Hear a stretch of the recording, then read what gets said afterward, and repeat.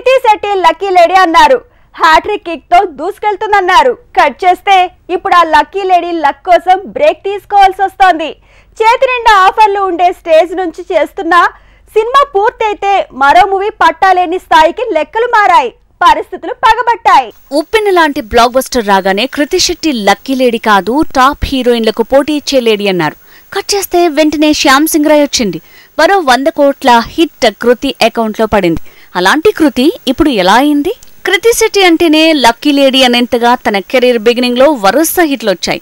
ఉప్పెన, శ్యామ్ సింగ్ రాయ్, బంగారాజు లాంటి hat trick hits తో ఏకంగా #1 హీరోయిన్లకే పోటీ ఇచ్చేలా మారింది. కానీ ఇప్పుడు సీన్ మొత్తం రివర్స్. కృతి కెరీర్ లో ఫస్ట్ ఫ్లాప్ గా ది వారియర్ తో పంచిపడింది. ఆ సినిమాతో మాస్ హీరోయిన్ గా మారుతుందనుకున్నారు.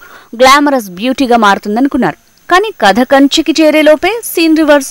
ఇక నితిన్ సినిమా మాచర్ల నియోజకవర్గంతో కృతి అకౌంట్ లో రెండో ఫ్లాప్ పడింది. తన అదృష్టం ఆవిరైందనేలా సీన్ మారింది. ఇలా వరుసగా తనకు ఫ్లాప్ లో పడటంతో కృతికి ఆఫర్లు కరువయ్యాయి.